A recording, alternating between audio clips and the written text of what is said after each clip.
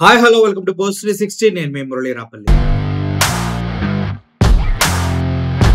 ఆంధ్రప్రదేశ్లో కనుక చూసుకున్నట్లయితే జడ్జిల పైన కూడా తిరిగి అటాక్ చేయడం కోసం సిద్ధపడిపోతూ ఉన్నారు ఆంధ్రప్రదేశ్లో కొంతమంది టీవీ ఛానల్స్ వాళ్ళు, రాజకీయ నాయకులు. ముఖ్యంగా జగన్మోహన్ రెడ్డి ఒక వ్యక్తిని తొక్కించాడు అంటూ అసలు అందుట్లో ఉన్న కారులో వాళ్ళందరిపైన కేసులు పెట్టిన సందర్భంలో జస్టిస్ శ్రీనివాస్ రెడ్డి ఈ కేసుని ఉన్నబలంగా ఆపేయాలి, ఇది కరెక్ట్ కాదంటూ వ్యాఖ్యలు చేస్తూ దాన్ని స్టే చేయడం జరిగింది. అలాగే ఇంకో కొన్ని కేసుల్లో కూడా ఆయన ఇలాగే ఆల్రెడీ ముందస్తు బెయిల్ పొందిన వారిని ఎక్స్క్యూజ్ చేయడం జరిగింది. దీనిపైన టీడీపీ వాళ్ళు, అదే విధంగా టీడీపీ సంబంధించి ఛానళ్లు చాలా ఘాటుగా వ్యాఖ్యానించడం జరిగింది. ముఖ్యంగా ఏబిఎన్ స్క్రోలింగ్ ఎలా ఉందంటే, ఏపీ హైకోర్టులో జస్టిస్ కె శ్రీనివాస్ రెడ్డి వ్యాఖ్యలు. ఇటీవల జస్టిస్ కె శ్రీనివాస్ రెడ్డి పై సోషల్ మీడియాలో ట్రోలింగ్. నన్ను గత 2 రోజులుగా సోషల్ మీడియాలో ట్రోల్ చేస్తున్నారు. సింగయ్య కేసులో జగన్ పిటిషన్ ని తిరుమల లడ్డు కల్తీ నెయ్యి కేసులో నిందితులకి బెయిల్ ఇచ్చిన justice K Srinivas sorry state of affairs అని వ్యాఖ్యానించిన జస్టిస్ కె శ్రీనివాస్ రెడ్డి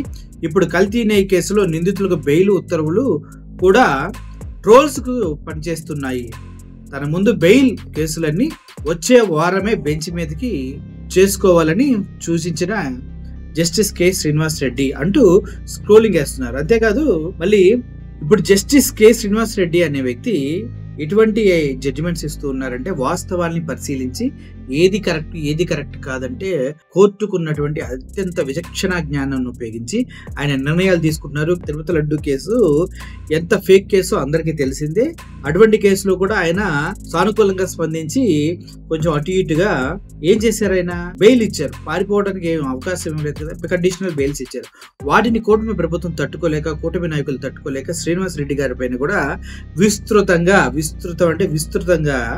అసత్యాలు పబ్లిష్ చేస్తున్నారు. ఒక్కొక్క పార్టీకి అండగా ఉంటున్నారు, ఎట్లా చేస్తున్నారు అట్లా చేస్తున్నారు అంటూ ఆయన పైన కూడా, జడ్జి గారి పైన కూడా వ్యాఖ్యలు చేయడం జరిగింది. అంటే ఎంత దిగజారిపోతున్నారో ఆలోచించుకోండి మీరే ఒకసారి.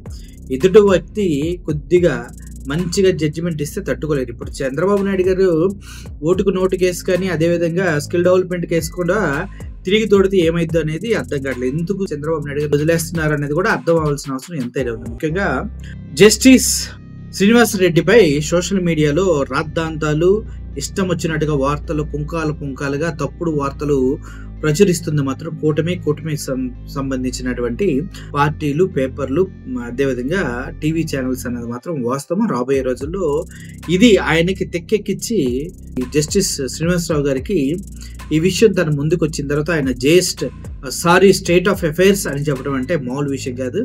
మీరు ఎంత దిగజారిపోయారా అంటంలో ఆయన ఉద్దేశం అయి ఉంటుంది అది. సో ఈ విధంగా చూసుకుంటే ఒక జడ్జిని కూడా ట్రోల్ చేసే స్థితికి కూటమి అధికార ప్రతినిధులు, అధికారులు, టీవీ ఛానల్స్ దిగజారిపోతే మరి ప్రజాస్వామ్యాన్ని రక్షించేది ఎవరు?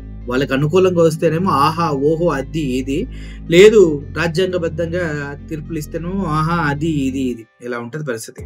ముఖ్యంగా దీన్ని ప్రతి ఒక్కరు ఖండించాలి.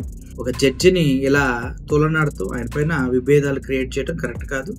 ఒకవేళ ఏదైనా ఉంటే ఆయన ముందే డైరెక్ట్గా మీడియా ముఖంగా మాట్లాడాలి, అంతేగాని తప్పుడు వార్తలు ప్రచురించడం కరెక్ట్ కాదనేది ఆయన వాదం కూడా.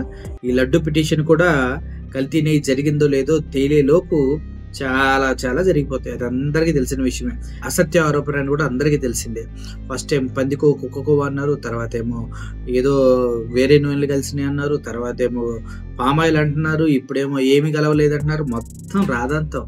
ఒక సీఎం పొజిషన్లో ఉన్న చంద్రబాబు నాయుడు గారు ఎంత చీప్గా, ఎంత సింపుల్గా అబద్ధాలాడి ప్రజలను తప్పుదోవ పట్టించారంటే పక్క పార్టీ వాళ్ళని ఇబ్బంది పెట్టాలనేది ఆయన ఉద్దేశపూర్వకంగానే చేశారా అనే అనుమానాలు అందరికి కలిగే విధంగా ఉంది. దీన్ని మరి ఎందుకు ఇంతగా హైలైట్ చేస్తున్నారంటే, శ్రీనివాస్ రెడ్డి ఇప్పుడు జగన్ని తీసుకెళ్లి అర్జెంటుగా జైలు వేసి కుమ్మిపడేయాలి. అందుట్లో ఉన్న ప్రయాణికులకి ఏం సంబంధం అంటే తట్టుకోలేకపోతున్నారు, ఉరికిపోతుంది అనమాట.